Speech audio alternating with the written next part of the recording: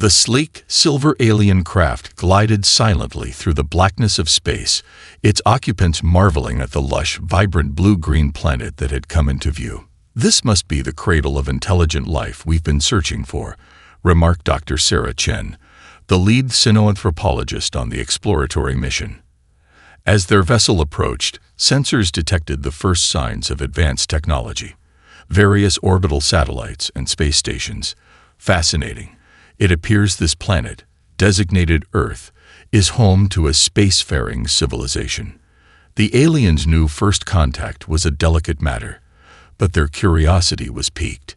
"Scanners indicate the planet's atmosphere is breathable, and the climate appears compatible with our physiology," said the pilot, Jorah. "Shall we attempt landing and make initial contact?" Dr. Chen considered the question carefully. "Proceed cautiously. We don't want to provoke a hostile reaction from the natives.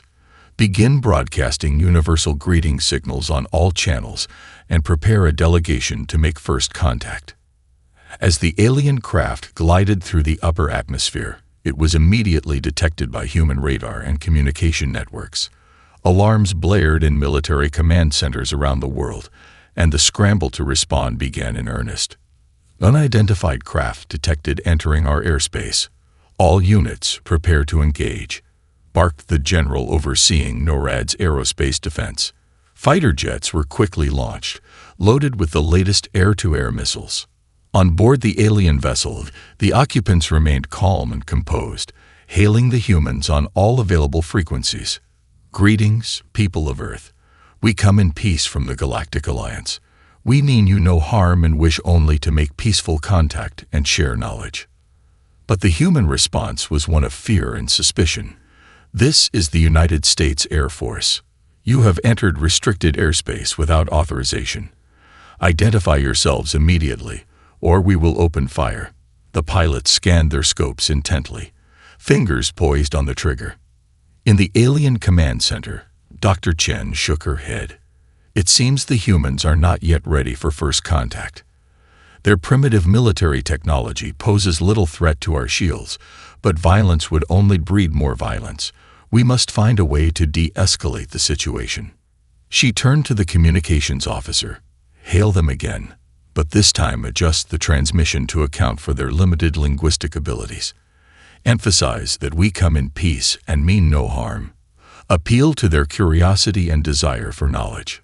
The message was relayed, but the human pilots remained unconvinced. "This is your last warning. Identify yourselves, or we will open fire." Jorah looked to Dr. Chen, awaiting her command. She let out a heavy sigh. "Very well. Activate the defensive shields and prepare a delegation to land. We must make contact at all costs. The future of both our civilizations may depend on it." As the alien craft's shimmering energy field deflected the incoming missiles with ease, the human pilots could only gape in stunned disbelief. "What the? Our weapons have no effect. All units, fall back and await further orders." The alien vessel then slowly descended, its underside glowing with anti-gravity emitters. A hatch slid open, and a small party of aliens clad in silver bodysuits emerged, their hands raised in a gesture of peace.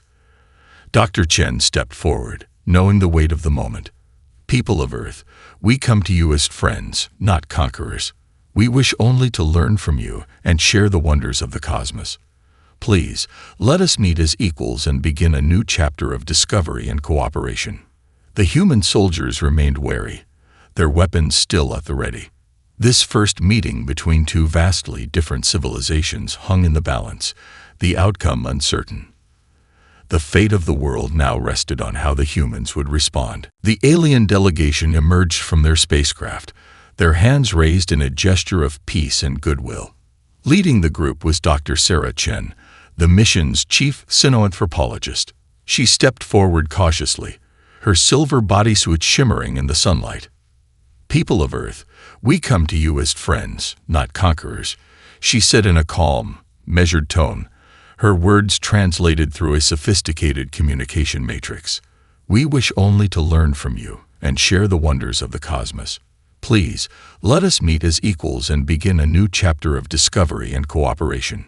However, the human soldiers remained deeply suspicious, their weapons trained on the alien visitors. The commanding officer, a grizzled veteran named Captain Williams, barked out orders through a bullhorn.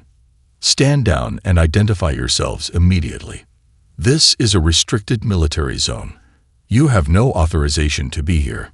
The aliens exchanged puzzled glances, unsure how to de-escalate the tense situation. Jorah, the mission's pilot, stepped forward. We mean you no harm. We are explorers from a peaceful alliance of civilizations, seeking to make first contact and establish diplomatic relations. But Captain Williams refused to lower his guard. We've detected your advanced technology. You're clearly not from around here. For all we know, you could be hostile invaders. Until we get clearance from higher up, you're not going anywhere. Dr. Chen raised a hand, trying to calm the increasingly volatile confrontation. Please, there has been a misunderstanding. We come in peace, bearing gifts and knowledge that could benefit your people tremendously, if you would only allow us to. She was cut off as a volley of warning shots rang out, the human soldiers clearly on edge. The aliens recoiled in shock, their energy shields flaring to life and deflecting the projectiles with ease. Ceasefire, ceasefire, Captain Williams shouted, his face twisted in a mix of fear and frustration. I won't ask you again. Identify yourselves, or we'll open. Suddenly, the alien pilot Jorah raised his palm, and a searing beam of energy erupted from his hand.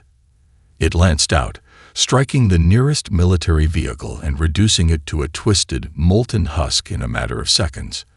The human soldiers gaped in stunned silence, their weapons falling slack in their hands.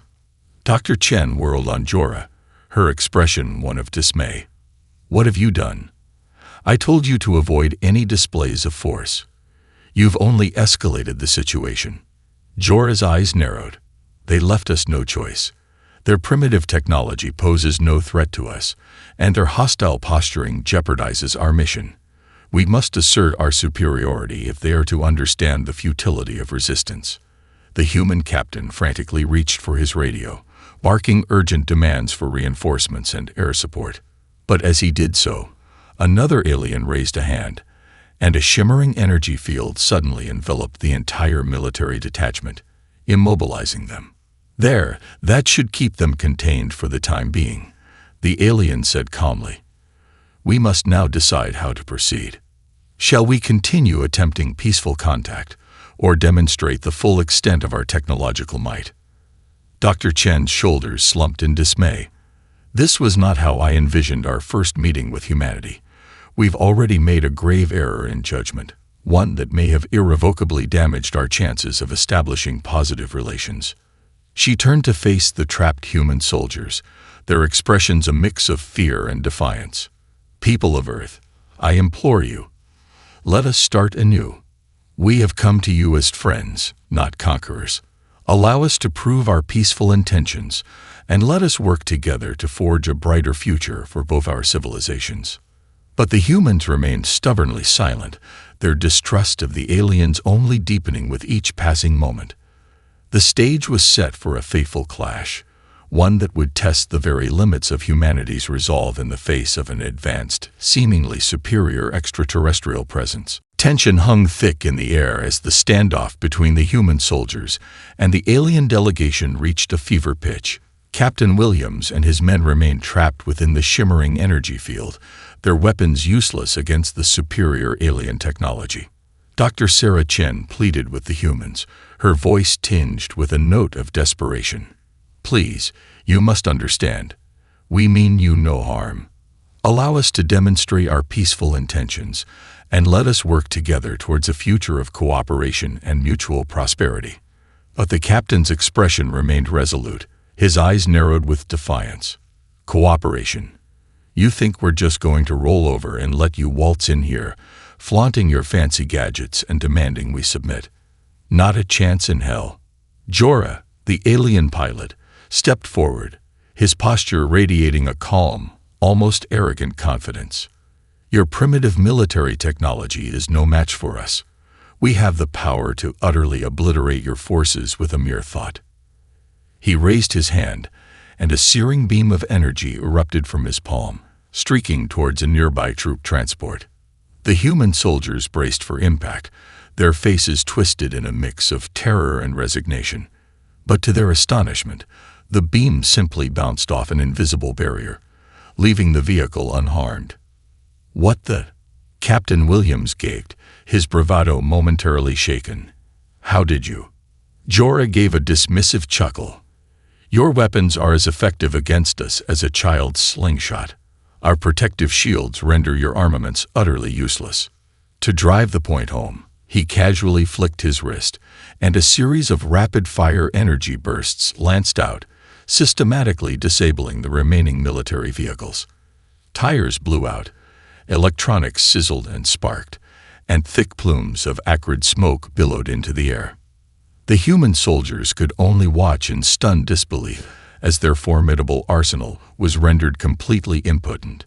Captain Williams felt a cold chill run down his spine, the realization that his forces were hopelessly outmatched dawning on him like a dark premonition. Dr. Chen shook her head, her expression one of grave disappointment. "This is not the way I had hoped our first meeting would unfold. We came in peace, only to be greeted with suspicion and hostility. Now, I fear, we have no choice but to demonstrate the full extent of our technological superiority." She turned to Jorah, her voice tinged with a hint of rebuke. "However, I implore you, do not destroy their equipment or injure their personnel. We must find a way to de-escalate the situation and open meaningful channels of communication." Jorah nodded reluctantly. "Very well. I will refrain from further displays of force for now." He raised his hand once more, and the energy field surrounding the human soldiers flickered and vanished. Captain Williams stumbled forward, his legs shaking slightly. What do you want from us?" Dr. Chen stepped towards him, her gaze steady and resolute. "We want nothing more than to share our knowledge and technology with you, and in turn, learn from your unique culture and civilization. But for that to happen, you must be willing to set aside your suspicions and embrace us as partners, not adversaries." The captain's brow furrowed, his mind racing as he tried to process the implications of what he had just witnessed. The raw power and technological superiority of the aliens was undeniable, a realization that shook the very foundations of his worldview. "Partners," he scoffed, his voice tinged with a hint of bitter irony. "You expect us to just, roll over and let you waltz in here, taking over our planet? I'm sorry, but that's not how it works. Humanity isn't about to surrender its sovereignty to a bunch of alien overlords." Dr. Chen sighed deeply, her expression one of weary resignation. "I had hoped we could avoid this, but you leave us no choice. If you refuse to cooperate, then we will be forced to take more drastic measures." The captain's eyes widened, a dawning sense of dread creeping into the pit of his stomach. "What do you mean, drastic measures?" Jorah stepped forward, his voice laced with an ominous edge. "It means that if you continue to resist us, we will have no choice but to subjugate your species and assimilate your world into our galactic alliance. By force, if necessary." News of the alien encounter spread like wildfire, igniting the global panic that reverberated through every corner of the world. Governments convened emergency summits, desperately seeking to formulate a unified response as the clock ticked down on the aliens' 48-hour ultimatum. In the corridors of power, heated debates raged as leaders grappled with the implications of the stark choice they now faced: submission or annihilation. Some advocated for cautious cooperation, arguing that resisting the technologically superior aliens would be an act of futile defiance. Others, however, vehemently rejected the notion of relinquishing humanity's hard-won independence, calling for an all-out mobilization to repel the extraterrestrial invaders. General Mikhail Volkov, the grizzled commander of Russia's strategic rocket forces, slammed his fist on the table, his face twisted in a scowl. "Cooperation? You want us to just roll over and let these aliens walk all over us? Unacceptable. Our nuclear arsenal is more than capable of wiping them off the face of the planet. The American president, a seasoned diplomat named Elizabeth Sinclair, fixed Volkov with a steely gaze and risked a full-scale war that could devastate our world. General, you saw what their technology can do. Our weapons are no match for theirs. Any attempt at open conflict would be suicidal. Volkov snorted derisively. Then we have no choice but to surrender. Become their vassals, their slaves. I will not accept such a fate for my country, nor for the entire human race. Sinclair held up a hand, her expression grave. I understand your concerns, General, but we must be pragmatic. If we reject their offer of cooperation, they've made it clear they will conquer us by force. And given the disparity in our technological capabilities, I fear we would be utterly powerless to stop them. Around the table, the other world leaders exchanged uneasy glances, the gravity of the situation weighing heavily upon them. Dr. Sarah Chen, the xenoanthropologist who had witnessed the aliens' devastating display of power, cleared her throat. Esteemed leaders, I implore you, we must seriously consider their offer. While it may feel like surrendering our sovereignty, the alternative is the complete subjugation and possible annihilation of our species. Joining their Galactic Alliance, as they call it, could open up unimaginable opportunities for technological and cultural exchange. We could learn from them, and they from us. Volkov scowled, his weathered features etched with defiance. And what guarantees do we have that they won't simply exploit us, hoard their knowledge, and reduce us to second-class citizens in their empire? Sinclair sighed heavily. That is the crux of the matter, isn't it? We have no way of knowing their true intentions or what the terms of this alliance would entail.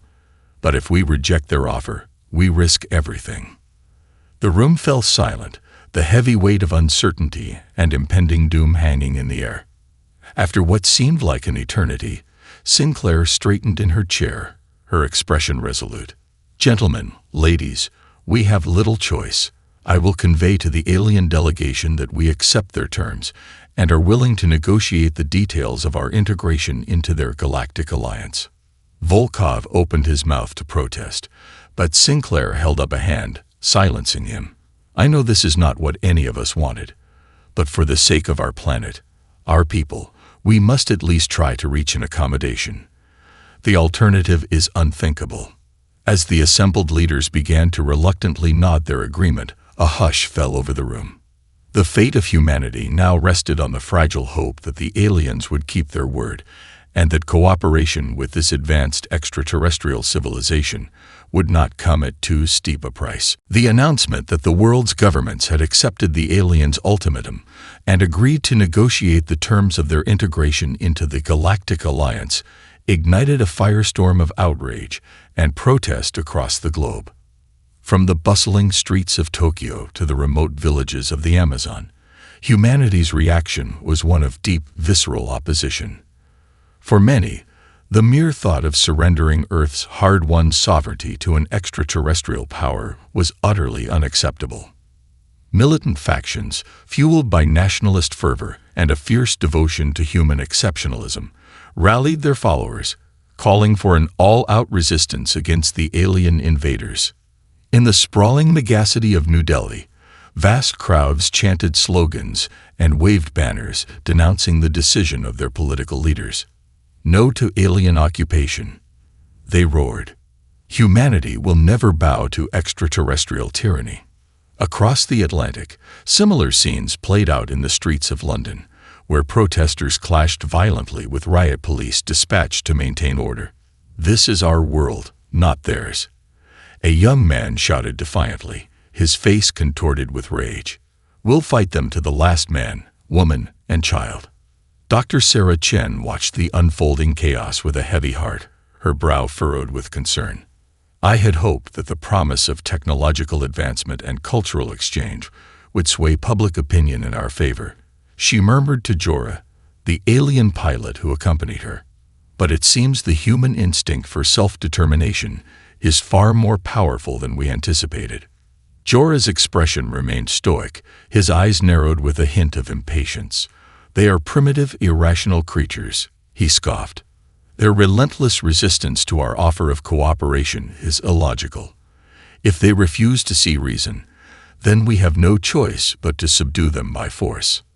Dr. Chen shot him a disapproving look. "That will only breed more violence and resentment. We must find a way to appeal to their better nature, to convince them that our alliance can be mutually beneficial." Shaking her head, she turned her attention back to the growing unrest, her mind racing as she tried to devise a strategy to defuse the situation. "Perhaps if we can facilitate more direct communication, allow them to voice their concerns and fears." But Jorah cut her off with a dismissive wave of his hand. "Futile. Their kind cannot be reasoned with. They are driven by base emotions, not logic. If we are to achieve our goals, we must be willing to impose our will, regardless of their irrational objections." Dr. Chen opened her mouth to protest, but the arrival of a human diplomat interrupted their conversation. The man, his face lined with worry, approached the aliens with a sense of cautious diplomacy.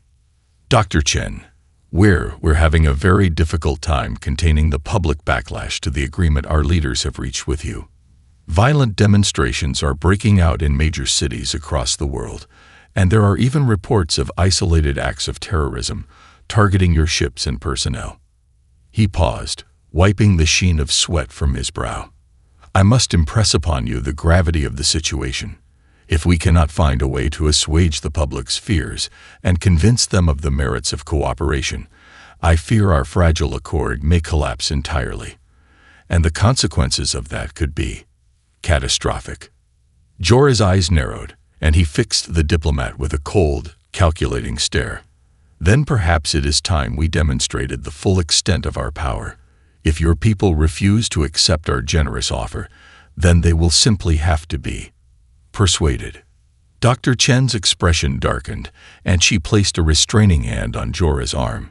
"That will only serve to inflame tensions further. We must tread carefully, lest we risk plunging this world into all-out war." Turning to the diplomat, she spoke in a measured tone. "Please, convey to your leaders that we are willing to engage in open dialogue, to address the concerns of your people. But they must also understand that the alternative to cooperation is subjugation. We hope it does not come to that, but the choice is ultimately theirs." The diplomat nodded, his face etched with a mixture of fear and resignation. I will do what I can, but I fear it may not be enough. Humanity is deeply divided, and the voices calling for resistance are only growing louder." As the diplomat hurried away, Dr. Chen let out a heavy sigh, the weight of the situation bearing down upon her. The future of both their civilizations now hung in the balance, and the path forward was shrouded in uncertainty. The global unrest only continued to escalate in the days following the announcement of Earth's agreement to join the alien Galactic Alliance. Massive protests erupted in city streets around the world, with demonstrators demanding that their leaders resign the deal and reject any form of extraterrestrial domination. Dr. Sarah Chen watched the chaos unfold with a growing sense of dread. Despite the aliens' attempts to engage in diplomatic outreach and assuage the public's fears, the resistance only seemed to harden. Radical fringe groups began carrying out isolated acts of violence, targeting alien vessels and personnel, further inflaming tensions. "They are completely irrational," Jorah, the alien pilot, spat in frustration. "All we offer is the chance to join us in a new era of technological advancement and cultural exchange, and they respond with mindless violence. Why do they persist in this self-destructive course?" Dr. Chen sighed heavily. "You must understand, Jorah, that the human instinct for self-determination runs deep. They have fought for centuries to forge their own destiny, and the prospect of relinquishing that hard-won independence is understandably terrifying to them." Jorah scoffed. "Then they are doomed to remain forever trapped in their own petty squabbles and primitive ways. If they refuse to see reason, then we have no choice but to impose our will by force." Before Dr. Chen could respond, A series of urgent alerts began blaring throughout the alien command center. "What's happening?" she demanded, her brow furrowed with concern. "The human military forces are mobilizing, Mom," the communications officer reported, his voice tinged with unease. "They appear to be preparing a coordinated global strike against our vessels and personnel." Jorah's eyes narrowed. Foolish creatures. Do they honestly believe their primitive weapons can harm us? Dr. Chen gripped the edge of the console, her knuckles turning white. "Jorah, we must exercise restraint. Responding with violence will only breed more violence, and that is the last thing we want. Perhaps we can find a way to de-escalate the situation without." Her words were cut short as the entire command center suddenly shook with a series of intense vibrations. "Report," Jorah barked, his composure momentarily shaken. "Multiple high-yield nuclear detonations detected, sir," the officer replied, his face pale.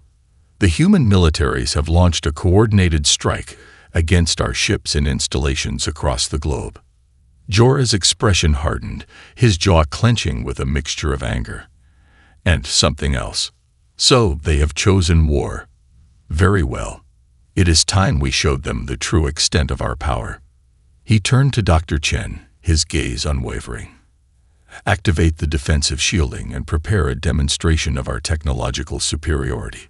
It is time to put an end to this resistance." Swallowing hard, Dr. Chen nodded.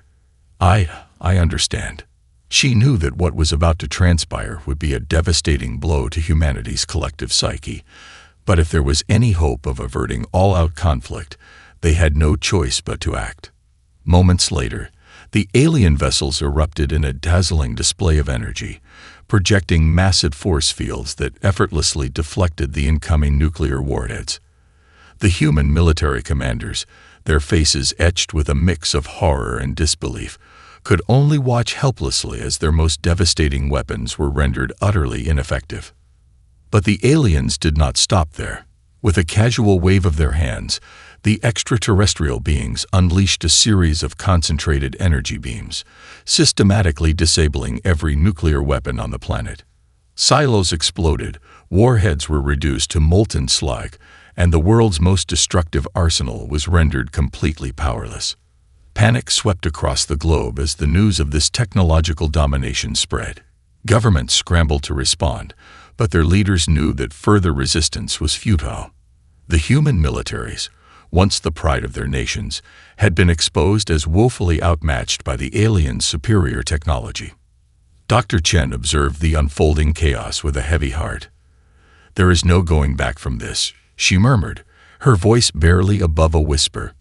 "The world will never be the same." Jorah stood beside her, his expression unreadable. They have chosen their path, and now they must face the consequences. The time for negotiation is over. Humanity will either submit to our terms or be crushed beneath the weight of our might. The fate of Earth now hung in the balance as the alien delegation prepared to deliver their final, stark ultimatum to the leaders of the world. The days following the aliens' devastating display of technological dominance were a blur of frenzied activity as world leaders scrambled to convene emergency summits and formulate a cohesive response. With their nuclear deterrent rendered useless, the governments of Earth found themselves in an increasingly precarious position. Amid the chaos, Dr. Sarah Chen continued her efforts to engage in diplomatic negotiations, hoping to find a middle ground that would satisfy both the alien delegation and the increasingly restless human population. It was a delicate balancing act, as she worked to allay the fears of her own species, while also tempering the aliens' frustration with Earth's persistent resistance. "They are being utterly unreasonable," Jorah, the alien pilot, growled in exasperation during one such negotiation session. "We offer them the chance to join our advanced galactic civilization, to share in our knowledge and resources, and they respond with violence and defiance. Why do they persist in this self-destructive course?" Dr. Chen took a deep breath, choosing her words carefully. "Jorah, you must understand the depth of the human instinct for self-determination. They have fought for centuries to forge their own destiny, and the prospect of relinquishing that hard-won independence is deeply unsettling to them. She held up a hand, forestalling his inevitable retort. I'm not saying their reaction is rational or justified, but it is a fundamental part of who they are. If we are to achieve a lasting accord, we must find a way to accommodate their desire for autonomy while still integrating them into our alliance. Jorah scowled, his brow furrowed in a look of profound displeasure. And how precisely do you propose we do that? They have made it abundantly clear that they will not submit to our authority without a fight. Their so-called leaders have proven utterly incapable of controlling their own people. Then perhaps it is time we dealt directly with the people themselves, Dr. Chen suggested, her voice measured and calm. If we can convince the general population of the merits of cooperation, they may be able to persuade their leaders to see reason. Jorah's eyes narrowed, and for a moment, she feared she had overstepped. But then, to her surprise, a hint of understanding seemed to dawn on his features. A novel approach, he mused, tapping his chin thoughtfully. If we can win over the hearts and minds of the common people, they may prove more malleable than their stubborn rulers. And with their support, we may be able to forge a compromise that satisfies both our interests. Dr. Chen nodded, relief washing over her. Precisely. All we need to do is demonstrate the tangible benefits of joining our alliance, the technological advancements, the cultural exchange, the promise of a brighter future for all. Jorah considered this for a moment, then slowly inclined his head. Very well, we shall proceed with this diplomatic offensive. But know this, Dr. Chen. If the humans continue to resist, we will have no choice but to assert our authority by force. Their cooperation is not optional. It is a necessity for the good of both our civilizations. With that, the negotiations resumed, and over the course of the following days, a delicate compromise began to take shape. Humanity would agree to join the alien Galactic Alliance, but would be granted a degree of self-governance and autonomy within the larger framework. In exchange, the aliens would share their advanced technologies and resources, ushering in a new era of cooperation and mutual development. It was a bitter pill for many to swallow, but as the scale of the aliens' technological superiority became increasingly clear, the pragmatic voices began to win out. Slowly, reluctantly, the people of Earth began to accept the reality of their situation and the necessity of forging a new path forward. Dr. Chen watched this gradual shift in public sentiment with a mixture of relief and trepidation. While she was gratified to see the initial resistance give way to cautious optimism, she knew that the road ahead would be fraught with challenges. The integration of humanity into the alien civilization would not be easy, and the price of their survival may prove higher than anyone could have imagined. But as the first wave of alien collaborators arrived on Earth, a sense of cautious optimism began to take hold. Perhaps, just perhaps, this newfound alliance could usher in a future of unprecedented growth and discovery. The fate of humanity now rested on the fragile hope that both civilizations could learn to coexist and thrive, side by side. As the initial shock and outrage over the alien ultimatum gradually gave way to a wary acceptance, the people of Earth began to tentatively embrace the prospect of joining the Galactic Alliance. The prospect of tapping into the aliens' advanced knowledge and technology proved a powerful lure, and the promise of a future free from the threat of war and conflict resonated with a weary populace. Still, the transition was not without its challenges. Many remained deeply distrustful of their extraterrestrial counterparts, fearing that the integration would ultimately result in the loss of humanity's hard-won autonomy and unique cultural identity. Protests and pockets of resistance continued to flare up, especially in more nationalistic and isolationist enclaves. Dr. Sarah Chen watched the unfolding events with a mixture of relief and trepidation. On one hand, she was gratified to see that her efforts to bridge the divide between the two civilizations had begun to bear fruit. But the weight of the responsibility she carried weighed heavily on her shoulders. "We are on the cusp of a new era for both our peoples," she said to Jorah. the alien pilot who would become her closest confidant during the tumultuous negotiations. But I can't help but wonder if we have truly struck the right balance between the need for cooperation and the desire for self-determination. Jorah's brow furrowed slightly, his expression unreadable. The humans have been granted a level of autonomy that is, frankly, more than I would have deemed necessary. But you were insistent that this was the only way to ensure their compliance and secure their participation in our alliance. He paused, his gaze sweeping over the bustling spaceport where human and alien workers toiled side by side, constructing the first joint research and development facility. Perhaps you were right. Their stubborn individualism is a weakness, but it is also a strength that we would do well to harness. Dr. Chen nodded, her lips pursed in a thoughtful frown. I believe so. The humans are a proud and resilient people, and their unique perspectives and innovations could prove invaluable to the growth and prosperity of our alliance. She turned to Jorah, her eyes earnest. But we must tread carefully, my friend.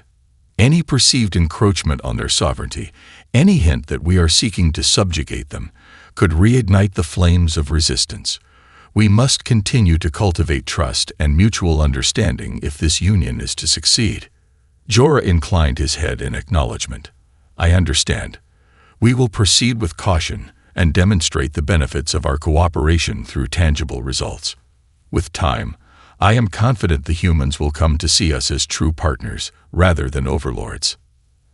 As the weeks turned to months, the integration of Earth into the Galactic Alliance gradually took shape. Joint research teams made groundbreaking discoveries, sharing knowledge and technology that propelled both civilizations forward. Cultural exchanges fostered a deeper understanding and appreciation for the differences that had once seemed so insurmountable. Yet, the path was not without its pitfalls. Pockets of resistance remained, fueled by a deep-seated suspicion of the aliens' true motives. Occasional flare-ups of violence required deft diplomatic maneuvering to quell, lest they jeopardize the fragile peace. Dr. Chen found herself navigating these treacherous waters with a keen sense of responsibility. She had become the de facto ambassador between the two worlds, a bridge between cultures that had once been utterly alien to one another. It was a role that demanded unwavering patience, boundless empathy, and a steadfast commitment to the greater good. As she watched the first generation of human-alien collaborators take their first steps into the vast expanse of the galactic community, Dr. Chen couldn't help but feel a twinge of both pride and trepidation.